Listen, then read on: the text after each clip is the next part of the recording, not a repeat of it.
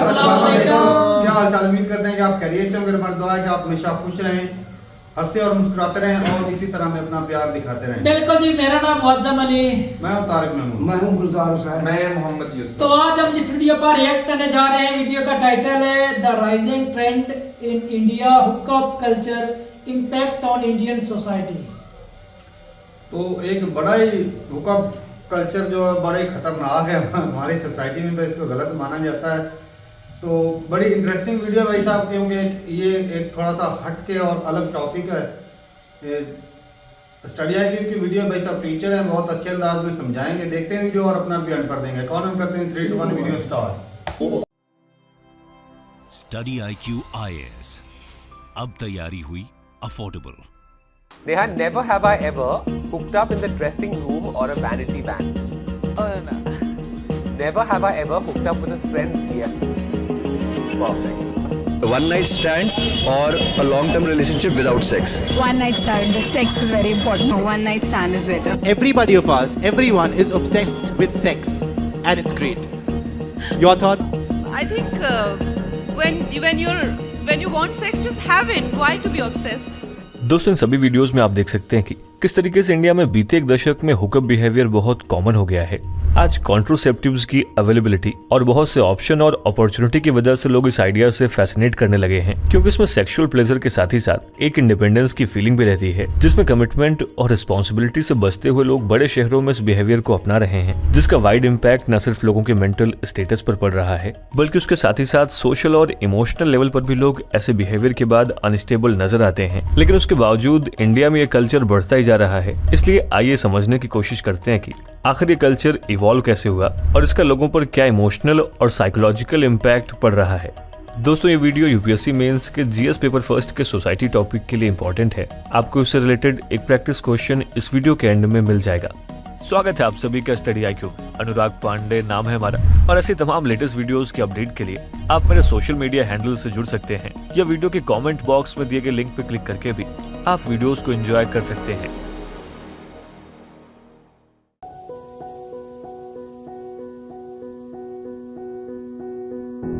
दोस्तों, अमेरिका के psychologist Abraham Maslow ने 1943 में मैस्लोज हायरार्की ऑफ नीड्स नाम का एक कॉन्सेप्ट दिया था, जिसके जरिए ह्यूमन बिहेवियर के मोटिवेशन को समझा जा सकता है। इसमें एक पिरामिड पर अलग अलग मोटिवेशन को मैप किया जाता है, जिसका हर लेवल अलग अलग ह्यूमन नीड को रिप्रेजेंट करता है। इस पिरामिड पर लव और बिलोंगिंग को तीसरे लेवल पर रखा गया है, और ये बताया गया है कि इंटीमेसी या फिजिकल रिलेशन भी इस पिरामिड में थर्ड लेवल पर ही आएंगे, क्योंकि लव और बिलोंगिंग से ही डेवलप होते हैं। दोस्तों, वीडियो को कंटिन्यू करें उससे पहले आप सभी के लिए एक इम्पोर्टेंट अपडेट है। लेकिन क्या सच में आज हमारे देश में इंटीमेसी या सेक्सुअल रिलेशंस लव या बिलोंगिंग का रास्ता देखते हैं? शायद नहीं, और शायद इन्हें मैस्लोज हायरार्की ऑफ नीड्स में लव और बिलोंगिंग से भी ऊपर के किसी लेवल में रखा जाए। और इसकी वजह यह है कि जिस तरीके से आज इंडिया में हुकअप कल्चर बढ़ रहा है और सबको किसी एक पार्टनर के साथ कमिटमेंट का फियर पैदा हो रहा है, वो ये क्लियर कर देता है कि आज इंडियन यूथ की साइकोलॉजी चेंज हो रही है, जिसे हुकअप कल्चर का नाम दे सकते हैं। दोस्तों, कुछ न्यूरोलॉजिस्ट एक्सपर्ट इसे सेक्स एडिक्शन की तरह भी देखते हैं। आज इंडिया में हाइपर सेक्सुअल पर्सनैलिटी के लोग काफी तेजी से बढ़ रहे हैं। कोहली ETL की स्टडी में पता चला कि मेट्रोपॉलिटन सिटीज यानी कि मुंबई और कोलकाता जैसे शहरों में हुकअप बिहेवियर की फ्रीक्वेंसी 55.13% है, यानी 50% से अधिक लोग हुकअप जैसी एक्टिविटीज में शामिल थे। आप इसी से समझ सकते हैं कि मेजॉरिटी में आज हुकअप कल्चर को युवाओं या ये कहें कि मिलेनियल और जेनजी के द्वारा अपनाया जा रहा है। हालांकि इस पर कोई कॉन्क्रीट स्टडी अभी इंडिया में नहीं हो रही है, लेकिन जिस तरीके से सोसाइटी चेंज हो रही है उसमें हुकअप कल्चर को इग्नोर नहीं किया जा सकता। इंडियन हुकअप कल्चर को थोड़ा और डिटेल में समझे तो इस तरह के वनडे रिलेशनशिप बिहेवियर में मेल्स ज्यादा संख्या में होते हैं, लेकिन ऐसा नहीं कि फीमेल्स का नंबर बहुत कम है। हालांकि मेल्स के कंपैरिजन में फीमेल्स इन चीजों के लिए इतना ज्यादा ओपन नहीं होती। आज इंडिया में हुकअप बिहेवियर इमर्जिंग एडल्ट्स में हाईएस्ट है, जो अधिकतर इंडिपेंडेंटली अपार्टमेंट्स में रहते हैं। उनके बाद आते हैं वो लोग जो पीजी या किसी हॉस्टल में रहते हैं, और आज ये बिहेवियर मेट्रोपॉलिटन सिटीज में तो कॉमन है ही। दोस्तों, अगर आप ये सोच रहे हैं कि इंडिया में कल्चर कैसे आया, तो ये बात बहुत आसानी से कही जा सकती है कि ये भी वेस्ट का इफेक्ट है। लेकिन अगर हुकअप कल्चर के असली इमर्जेंस की बात करें तो इसकी न्यू मिड 1700s में अमेरिका में रख दी गई थी। दरअसल इस टाइम पीरियड में कॉलेज में एलिट क्लास के बच्चों को पार्टी और एंजॉय करने की छूट मिल गई। खास करके मेल स्टूडेंट्स अपने से इकोनॉमिक और सोशली पुअर लड़कियों के साथ सेक्सुअल रिलेशन बनाने लगे, और मेल यूथ में मल्टीपल सेक्स एक्टिविटी कॉमन होने लगी। लेकिन 1930s में वहां पर जब फीमेल पॉपुलेशन 40% से अधिक हो गई, तब जाकर कुछ उसकी स्थिति बदली और कॉलेज कैंपस में मेन अब उन फीमेल से भी अट्रैक्ट होने लगे जो उनके इक्वल थी। दरअसल उस वक्त तक फीमेल स्टूडेंट्स को ये पावर था कि अगर वो सेक्सुअल एक्टिविटी के लिए नो बोलती हैं तो मेल स्टूडेंट्स को मानना होगा, उसके लिए फिर उन्हें एफर्ट करके लड़की से हाँ करवानी होगी। देखा जाए तो इसी दौरान कॉलेज लाइफ और डेटिंग का कल्चर अमेरिका में खूब बढ़ा, जिसे मास मीडिया और बुक्स के जरिए लोगों तक पहुंचाया जाने लगा। लेकिन 1960s आते ही अमेरिका में सेक्स रेवोल्यूशन का समय आया, जिस दौरान सोसाइटी में ये मांग की जाने लगी कि समाज में सेक्स के ऊपर खुलकर बात की जानी चाहिए। इसी रेवोल्यूशन की देन थी कि अमेरिका में फीमेल को भी पार्टी और सेक्सुअल एक्टिविटीज के लिए प्रॉपर लिबर्टी दी गई। लेकिन 1980s तक ये कल्चर कॉलेजेस तक ही सीमित था। हालांकि इसके बाद अमेरिका में पार्टी करने यानी ड्रिंक करने की एज को 18 से बढ़ाकर 21 कर दिया गया और इसी के साथ कॉलेज लाइफ और फंस दोनों ही खत्म हो गए।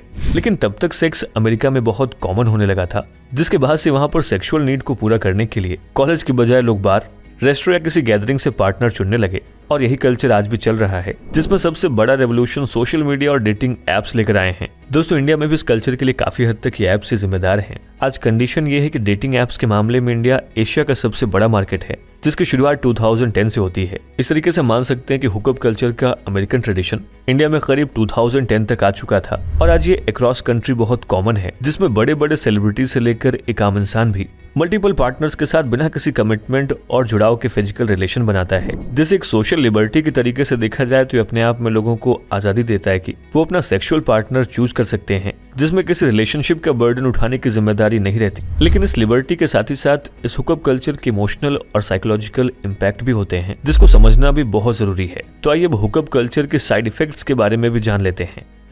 दोस्तों, आमतौर से हुकअप कल्चर को लेकर ऐसा माना जाता है कि ऐसे रैपिडली सेक्सुअल पार्टनर्स के चेंज होने से सेक्सुअली ट्रांसमिटिंग डिजीज यानी कि एसटीडीज के साथ ही साथ अनवांटेड प्रेगनेंसीज जैसे रिस्क बने रहते हैं। लेकिन जो ब्रॉडर साइड इफेक्ट होते हैं वो इतने ज्यादा विजिबल नहीं होते। एक्सपर्ट्स ऐसा मानते हैं कि बिना प्रॉपर सेक्स एडुकेशन के कैजुअल हुकअप्स रेप और सेक्सुअल असॉल्ट में कब बदल जाते हैं पता ही नहीं चलता, जिसका सीधा असर मेंटल हेल्थ पर पड़ता है। हो सकता है ड्यूरिंग सेक्स ये बात ना फील हो, लेकिन उसके बाद इसका असर लंबे समय तक पॉसिबल है।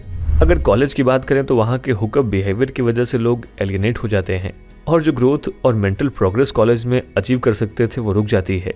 इस तरीके से वर्क प्लेसेस पर कैजुअल सेक्स की वजह से सेक्सुअल हैरेसमेंट के केसेस बहुत कॉमन हैं, जिसमें लोग इंडिविजुअल और सेक्सुअल बाउंड्रीज को भूल जाते हैं और इसका सीधा असर उनके काम और उनकी प्रोडक्टिविटी पर दिखने लगता है। साथ ही अगर कोई कैजुअल सेक्स में बिलीव करता है और वो अलग अलग पार्टनर्स के साथ इन्वॉल्व होता है और ये बात सोसाइटी में पता चलती है तो उससे भी एक सोशल बुलिंग उस मैन या वुमेन को झेलनी पड़ती है। क्योंकि इंडिया कितना भी मॉडर्न हो, आज भी सेक्स को लेकर लोग ऑर्थोडॉक्स और कंजर्वेटिव ही हैं। ऐसे में कैजुअल सेक्स को तो शेम, एम्बैरेसमेंट और लैक ऑफ डिग्निटी ही कंसीडर किया जाता है। देखा जाए तो इसे बहुत से लोग अपने ही हुकअप बिहेवियर पर रिग्रेट करते हुए गिल्ट में चले जाते हैं, जिसे उबरने में काफी समय चला जाता है। कभी कभी ये रिग्रेट इस टर्म में भी आ जाता है कि हुकअप के दौरान ही कोई इतना पसंद आ जाता है कि उसके साथ लाइफ लॉन्ग और बियॉन्ड सेक्सुअल रिलेशन भी आप उसे पार्टनरशिप में देखना चाहते हो। लेकिन चूंकि पहले से ये तय रहता है कि सब कुछ कैजुअल है तो वो पॉसिबल नहीं हो पाता। ऐसे में वो दुख कब गिल्ट में बदल जाता है पता ही नहीं चलता। वहीं दूसरी ओर बहुत से लोग ऐसे भी हैं जो अपने सेक्सुअल नीड के लिए नहीं बल्कि नंबर्स अचीव करने के लिए भी कैजुअल सेक्स को अपनाते हैं।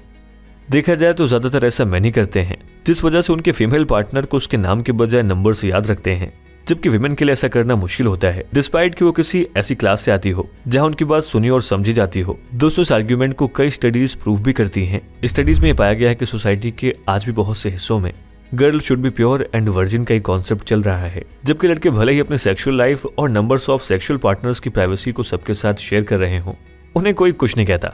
ऐसे में सोसाइटी में हुकअप कल्चर तब तक एक बैलेंस्ड सोसाइटी नहीं बना पाएगा जब तक कि विमेन के कैजुअल सेक्स को भी मेन की तरह नॉर्मल कंसीडर नहीं किया जाएगा। इसके अलावा भी कुछ ऐसे एस्पेक्ट्स हैं जहां ये बिहेवियर लोगों के माइंड पर नेगेटिव इम्पैक्ट डालता है। दोस्तों, यहाँ ये बात क्लियर कर देनी जरूरी है कि वीडियो हुकअप बिहेवियर के फॉर या अगेंस्ट में नहीं है, बल्कि इसके साइड इफेक्ट्स का एक एनालिसिस है जिसे समझना भी जरूरी है। गार्सियस रिसर्च टीम की माने तो हुकअप बिहेवियर धीरे धीरे लोगों के स्टेट ऑफ माइंड को डिस्ट्रॉय करने लगता है। सबसे पहले लोग अपने दिमाग में इस बिहेवियर के एथिकल होने पर सवाल खड़े करने लगते हैं कि क्या शादी से पहले इस तरह के कैजुअल सेक्स एथिकल है या नहीं।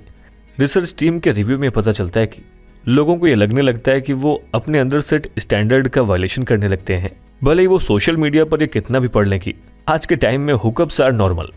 हम कह सकते हैं कि इनग्रेन्ड मोरल वैल्यूज के साथ ये बिहेवियर कॉन्फ्लिक्ट करता है और एक और एक सेंस ऑफ कॉग्निटिव डिसोनेंस लोग फील करते हैं। साथ ही सोसाइटी में इसके बहुत कॉमन होने और धीरे धीरे यूथ के बीच में एक स्टेटस सिंबल बनने के चलते इसका साइड इफेक्ट और भी ज्यादा बढ़ रहा है। दोस्तों इसे ऐसे समझिए कि आज के टाइम में जब हर कोई ही ऐसे कैजुअल सेक्स में इन्वॉल्व हो रहा है तो बहुत से लोगों में एक पीयर प्रेशर जनरेट हो जाता है, क्योंकि इसमें फियर ऑफ मिसिंग आउट यानी जेनजी की स्लैंग में फोमो वाली फीलिंग आ जाती है, जिससे पहले तो लोगों में परफॉर्मेंस इशू क्रिएट हो जाता है, जिसका मेंटल असर कुछ ऐसा होता है कि उससे further sexual dysfunctional issues create हो जाते हैं जो कभी भी लाइफ लॉन्ग खत्म नहीं होते। दोस्तों बहुत से रिसर्चर्स ने पाया कि कैजुअल सेक्स के बाद लोग पहले की तुलना में ज्यादा डिप्रेस्ड रहने लगते हैं। कुछ अलग स्टडीज में ये बात भी सामने आ चुकी है कि मोस्ट ऑफ द वुमेन जो पार्टी के दौरान अल्कोहल या फिर अदर सब्सटेंस कंज्यूम करती हैं, उन्होंने एक ना एक बार नॉन कंसेंशुअल सेक्स जरूर फेस किया होगा। दोस्तों लोग आमतौर से ऐसे हुकअप्स का हिस्सा इसलिए बन जाते हैं क्योंकि वो ऐसी सेक्सुअल एक्टिविटीज की मदद से अपने डिप्रेशन, लोनलीनेस और एंजाइटी जैसे साइकोलॉजिकल फैक्टर से बचना चाहते हैं। ऐसे केसेस अधिकतर किसी के हार्ट ब्रेक के बाद होते हैं, जहां प्रॉपर साइकोलॉजिकल सपोर्ट के बजाय लोग सेक्सुअल सपोर्ट के जरिए इससे उबरना चाहते हैं, जबकि वो इसमें और ज्यादा फंस जाते हैं।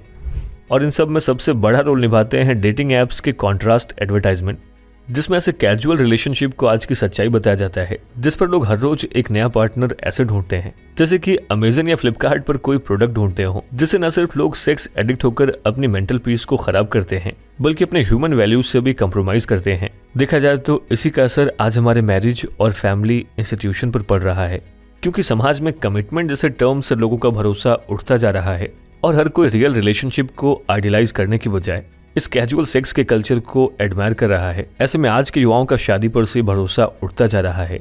देखा जाए तो कई लोगों का कहना यह भी होता है कि भले ही हम हुकअप कल्चर में एंगेज ना हो, लेकिन इस बात की क्या गारंटी है कि हमारा पार्टनर भी नहीं रहा होगा अगर उसने अपने पास्ट में मल्टीपल रिलेशनशिप्स बनाए हो और हमें इस बारे में कुछ पता ना हो तो क्या ये हमारे साथ चीटिंग नहीं होगी? दोस्तों ऐसे सवालों का जवाब देना तो बहुत मुश्किल है, क्योंकि अभी भी इंडियन सोसाइटी में हुकअप कल्चर एक बाहर से आई हुई चीज है। इसको लेकर सोसाइटी उतनी ओपन नहीं जितना कि कई बार समझा जाता है। इसके साथ ही न जाने कितने ऐसे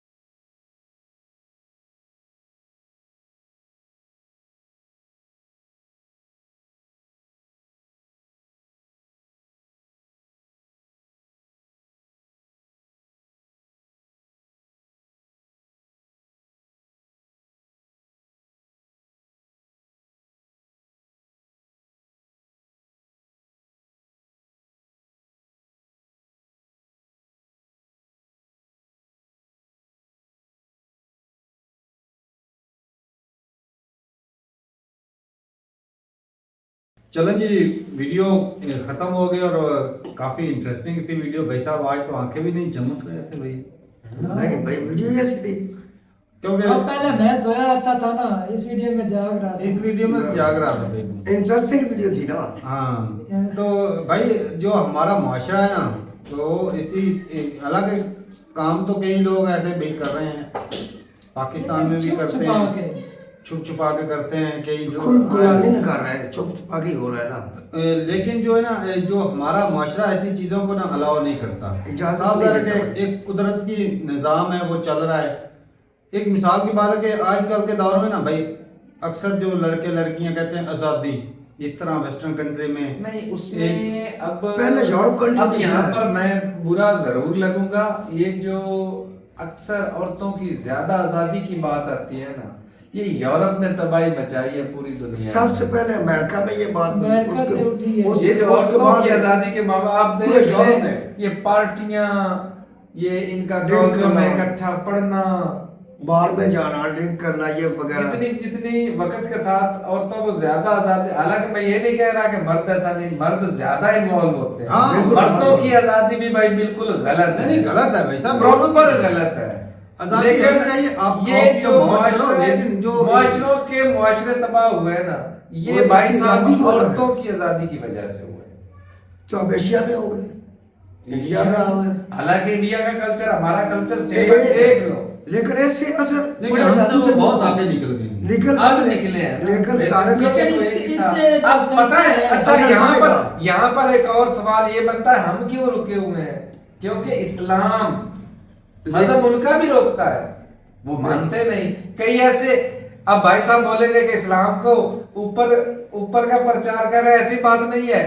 नमाज हम भी नहीं पढ़ते, कई ऐसे मामला हैं जो बिल्कुल नहीं करते। लेकिन ऐसा ये जो खुल्ला है ना माशरे की तबाही, वो अगर पाकिस्तान बचा हुआ है ना, तो भाई साहब उसका मैं क्रेडिट इस्लाम को ही दूंगा। इस्लाम को देगा, लेकिन आप पड़ोस में आ गए ना।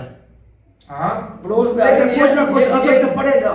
वो जो बंदे से शादी कर ले, औरत से, वो इंडिया में तो कानून पास हो चुका, हो गया भाई। हमारे यहाँ नहीं हुआ।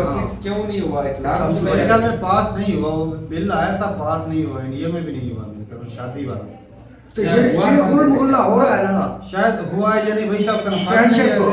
अच्छा, लेकिन बात ये है कि भाई एक कुदरती है, हर चीज की कोई ना कोई लिमिटेशंस होती हैं। बिल्कुल आजादी होनी चाहिए भाई, पढ़ें लिखें, खाएं पिएं मौज करें, लेकिन इसका मतलब ये नहीं कि जो बंदा एक यानी कि जिससे मुआशरा खराब ना हो, वो एक तरीका कार सोसाइटी की, उसके भी कुछ असूल आजादी की कुछ लिमिट है ना। ये सारी वो अपने पाँव पर खड़े हो, कंट्री के लिए कुछ अच्छा करें, ये तो नहीं कि अपने पाँव के ऊपर गुलाजी पाते रहे, अपने कल्चर को बर्बाद करते रहे। और ये जो वेडिंग होती, शादी वगैरह, जिस तरह के कल्चर है इंडिया में, इससे वो भी जाते रहेंगे। हम किसी ने अपनी जो जा चुके हैं, कहो कि 80% पुरानी फिल्में देख लो, हालांकि अभी भी इस तरह नहीं है सिस्टम। पुरानी मूवी अगर देते थे ना, वो अक्सर लड़की लड़का प्यार में होते थे, वो प्रेग्नेंट हो जाना, वो जी माँ बाप के लिए, भाइयों के लिए वो टेंशन मान जाते थे कि अब क्या होगा, हम तो किसी को मुंह दिखाने के लायक नहीं रहेंगे। बिल्कुल। तो वो छुप छुपा के फिर वो शादी करनी या कुछ इस तरह के सिस्टम शादी करते, उस मामले का हल ढूंढ लेना। उस हल मतलब ये, अब तो ये सिस्टम है कि भाई साहब लड़कियां खुलेआम बोलती हैं कि भाई मेरा बॉयफ्रेंड, हम जो मर्जी करो, वो लिविंग में रहते हैं अलग से, वो भाई फ्लाइट लेकर उधर रहना शुरू कर देते, शादी के बगैर ही वो बच्चे भी पैदा कर देते हैं। ये ज्यादा आजादी का नतीजा है। बिल्कुल ज्यादा आजादी का। चलो वो उसमें तो चलो एक अंडरस्टैंडिंग होती है, इनमें प्यार होता है, वो एक दूसरे के साथ रहते हैं, लाइफ पार्टनर। अच्छा, वो अच्छी बात है, एक दूसरे को पहले अंडरस्टैंड कर ले। 100 में से कोई 4% होंगे, इतने ही होने हैं बस 100 में, जो कि फिर बाद में यानी कि मियां बीवी वाला रिश्ता उनका बने, नहीं तो भाई साहब छोड़ देते हैं, छोड़ देते हैं। अक्सर छोड़ देते हैं। उनकी आदत होती है एक नाइट के लिए अलग पार्टनर, दूसरी नाइट के लिए अलग। और ये एक और भी सिस्टम होता है, जो इस तरह की लड़कियां होती है ना कि एक मतलब वन नाइट स्टैंड वाला जी, या कोई किसी का अगर कोई रिलेशन किसी के साथ चल रहा है ना, तो उसका ऐसा होता है कि एक से के साथ चल रहा है और दूसरे के साथ भी हल्का हल्का चल रहा है, इधर से थोड़ा सा टूटा, उधर से जुड़ गया जी। ये भी इसमें पैसे की लालच भी आ जाती है ना। जब देखा इसका दोस्त वो ज्यादा अमीर है, उसको छोड़कर उसके साथ मुआशरे की तबाही नहीं है, तो और क्या है भाई साहब। आजादी होनी चाहिए, लेकिन जो है ना एक लिमिट होनी चाहिए सोसाइटी की होती है ना, कि एक जो हमारा खिता है, इसमें थोड़ी सी है लिमिट है भाई साहब, इज्जत का ख्याल रखना चाहिए। अब सूरज को ही ले ले या चांद सितारों को ले ले, अगर चांद जो है वो अपनी मर्जी से कहे कि भाई साहब मैंने जमीन के गिर्द नहीं घूमना, मैंने अलग रास्ते में घूमना है, सूरज जमीन जो है वो सूरज के गिर्द नहीं घूमे, कहे मैं अलग ही चलना है, वो निजाम चलेगा? वो निजाम नहीं चलेगा, तरफ बरफ हो जाएगा भाई साहब, तैनात का निजाम नहीं चलेगा। इसी तरह एक फैमिली में अगर कोई लड़की या लड़का अपनी मनमानी करेगा, कहेगा भाई हमें अपनी फैमिली की इज्जत की कोई परवाह नहीं, मैं अपनी मनमानी करूंगा। एक माँ बाप सारी उम्र सेक्रीफाइस करता है बच्चे के लिए जी, वो भाई साहब अपना पेट काट के बच्चे की फीसें भरता है, उसको पढ़ाता है, अच्छे इदारों में भेजता है ताकि मेरा बच्चा पढ़ सके, अच्छी पोस्ट पे लग सके। वो जी क्या करेगा, वो कल को पढ़े लिखेगा, अयाशियां करेगा, लड़कियों के साथ घूमेंगे फिरेगा, और वो कहे कल माँ बाप को वो इम्पोर्टेंस नहीं देगा, कहेगा तुम कौन होते हो मुझे रोकने वाले। बिल्कुल भाई या मेरी जिंदगी का फैसला करने वाले तुम कौन होते हो। तो भाई माँ बाप का थोड़ा सा हक होता ही है बच्चे पे कि उनकी जिंदगियों के फैसले करें। कोई भी माँ बाप कोई हो एक आधा, लेकिन जितने भी साइड इफेक्ट है ना, जितने भी हर मजहब के खिलाफ, मैं ये नहीं कह रहा कि इस्लाम बंदा मेंटली डिसेबल रहता है भाई, वो वक्ती तौर हर एक दीन में, लेकिन बाद में हर एक मजहब ने ऊपर वाले ने इंसानों को जिंदगी गुजारने के तरीके प्रॉपर बताए हैं, जोड़े बनाए गए हैं। बिल्कुल। क्या अब लोग नहीं मान रहे अपनी जाती ख्वाहिशात को पूरा करने के लिए, क्योंकि जिस मजहब को वो फॉलो कर रहे हैं वो तो उन्हें करने नहीं दे रहा। पहली कौम है वो भी तो शादियां करती नहीं रही, आज भी शादियां हो रही, लेकिन कुछ लोग जो वो लिविंग वेस्टर्न कंट्री की बात करो ना, तो वहां पर अक्सर ऐसा होता है सिंगल मॉम होती है, एक बच्चा किसी और बंदे का होता है, दूसरा बच्चा किसी और का होता है, इस तरह का निजाम होता है। वो गवर्नमेंट उनकी सपोर्ट करती है, आज़ादी देती है, लेकिन ये बात है भाई ये ऐसा तुम्हारे खित्ते में ज्यादा मिलेगा कि बंदा एक अपनी वाइफ के साथ सारी जिंदगी गुजार देता है जी, वो दूसरी तरफ जाता भी नहीं। यार इंडियन कंट्री एक रिच कल्चर कंट्री है, बिल्कुल। बाहर से लोग किस वजह से आते हैं उस कल्चर को देखने की खूबसूरती को देखने के लिए। अगर यही मॉल अगर उनको भी यूरोप में वही मिलेगा, वही इधर ये मॉल मिलेगा, तो वो इधर क्या करने आएंगे जब वो कल्चर ही नहीं रहेगा। वो अब ये देखो वहां से उकता भी जाते हैं, इसी वजह से इधर आते हैं ना, और यहाँ के जो लोग हैं वो उनके कल्चर को चाह रहे हैं। अजीबो गरीबी सिस्टम चल रहा है इंसानी ख्वाहिशात है। लेकिन भाई वंस नाइट स्टैंड वाला जो रिलेशन ये बिल्कुल अच्छा नहीं, और ये जो बड़े बड़े एक्ट्रेस इनमें से यकीन मानो कोई रिलेशन भी अच्छा नहीं जो आज के जमाने में ये आजादी वाले चल रहे हैं। ना मैं तो भाई एक बात है, अगर किसी से बंदे को प्यार हो जाता है एक तरीका है उसके साथ शादी करो, बिल्कुल वो अच्छा तरीका। अगर आप वो प्यार भी करो और ऊपर आज तो भाई साहब प्यार भी सही पूछो तो इतना खतरनाक हो चुका है, जो खास तौर पे ऑनलाइन रिलेशन कई दिन आए दिन कई लड़कियों की वीडियो लीक हो जाती है जी, वो जी ऑनलाइन रिलेशन में थे, वो एक दूसरे की वीडियो बना के वो अपलोड कर रहे हैं। सबसे घटिया तो काम ये हो रहा है, वो ब्लैकमेल करते हैं। तो इस तरह के रिलेशनशिप से बचना भी चाहिए। तो बाकी भाई अपनी राय जरूर बताइएगा कमेंट सेक्शन में कि हुकअप का जो कल्चर है ना ये हमारे खित्ते में ना नहीं होना चाहिए, नहीं होना चाहिए, खित्ते की बर्बादी है भाई। और जिस कल्चर को हम प्राउड करते हैं ना भाई कि हम अपने माँ बाप की इज्जत करते हैं, वो हमारे माँ बाप की इज्जत करते हैं। दूसरे खित्तों में इस तरह की चीजें नहीं इज्जत करते हैं, लेकिन वो हमारे जितनी नहीं कर सकते। सवाल ही नहीं पैदा होता। वेस्टर्न कंट्री हमारे जितनी माँ बाप की इज्जत कभी भी नहीं करेंगे। मैं कहता हूँ सवाल ही नहीं पैदा होता। तो ये हमारे खित्ते में ये चीज थी और इसी से हम दूर होते जा रहे हैं। ये वेस्टर्न कंट्री अमेरिका में शुरुआत में हुआ था कि जब हॉलीवुड में गंदे कपड़े पहनने शुरू हुए थे, बिकिनी वगैरह इस तरह के गंदे कपड़े ना शुरू हुए थे।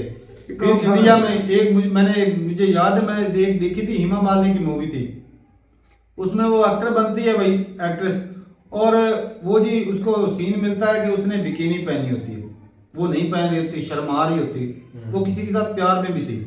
तो उस वक्त के दौर, लेकिन आज देखा जाए तो भाई रील्स देख लो इंस्टाग्राम पे, आम लड़कियां आम लड़कियां नुमाइश हो एक्टरों को देखने की जरूरत नहीं पड़ती, वो ज्यादा दिखा देती हैं। बिल्कुल ये निजाम चल रहा है भाई साहब। और ये फिल्मों का भी है कि जिस फिल्म में लव स्टोरी ना हो उसको लोग देखते हैं। तो ये फिल्मों का भी बहुत बड़ा असर है हमारे मुआशरे में, बड़ा बेड़ा गर्क कर रखा है। तो ठीक है भाई अपनी राय जरूर बताइए कमेंट सेक्शन में, क्या इस तरह होना चाहिए कि भाई जो मिला सेक्स को दिल कर रहा है जिसको मर्जी पकड़ो सेक्स कर डालो, लेकिन हमारे खित्ते में नहीं होना चाहिए, ये नहीं होना चाहिए, दुनिया में कहीं नहीं होना चाहिए, क्योंकि कुल्लम कुल्ला ये भाई साहब इंसानियत और फसादात की जड़ है ये, इससे रिश्ते कमजोर हो जाते हैं। बंदे की इंसानियत बढ़ जाती है। और रिश्ता छोड़, मैं तो कुछ इस तरह यूरोप और जानवरों के साथ भी कर लेता हूँ, वो वाला मामला ना आ पहुंचे। अपनी आग क्योंकि अपनी ख्वाहिश को सबसे बाला तर कर देना। हाँ सही बात है। इसमें ये आता है। आपके सामने घर में कोई गंदा काम कर रहा है, कितने चਿਰ आप बर्दाश्त करेंगे? नहीं होता भाई। तो ठीक है भाई, अपनी राय जरूर बताइएगा कमेंट सेक्शन में। मिलते नहीं वीडियो के साथ, तब तक के लिए इजाजत दें। अल्लाह हाफिज़।